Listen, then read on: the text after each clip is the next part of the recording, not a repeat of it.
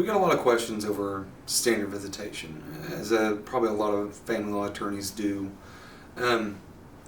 Every county has their own version of standard visitation. Sometimes they're the same as other counties, but sometimes they differ a little bit. But generally speaking, standard visitation is a non-custodial parent, which is the parent that doesn't have the majority of the custody or majority of the time with the child.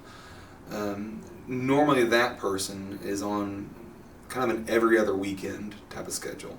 Sometimes it's Friday to Sunday, sometimes it's Friday to Monday morning, dropping off at school. Everywhere's a little different, but for the most part, you're generally thinking of every other weekend.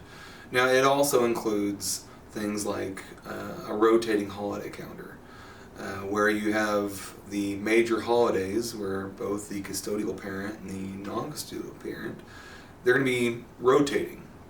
They'd rotate Thanksgiving, they rotate spring break, fall break. The Christmas break is usually kind of split in half, and they rotate which half they get.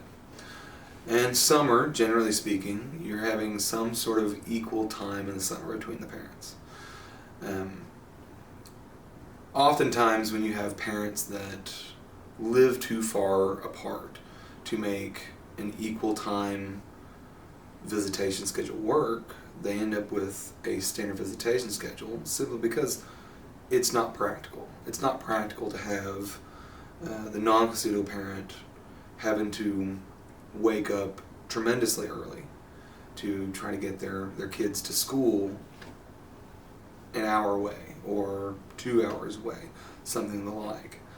But a standard visitation schedule, and a lot of judges will consider this as kind of the minimum, what they want the non-custodial parent to be able to have in their child's lives. And obviously in any custody situation, parents can always decide to deviate or agree to something different, but it's always something that is usually considered the minimal, what the parents should at minimum get. Now, that equal time in the summer can sometimes be week on, week off. Sometimes it'd be 2 weeks on, 2 weeks off. Sometimes there's a schedule where the non-custodial parent gets to kind of elect the time that they want or what blocks of time that they want. But everywhere is a little different. If you ever have a question over one good resource is Oklahoma has these advisory guidelines that you can simply pull up with a Google search. It's about 30 pages that give several different scenarios and references to how old kids are and what the court should consider.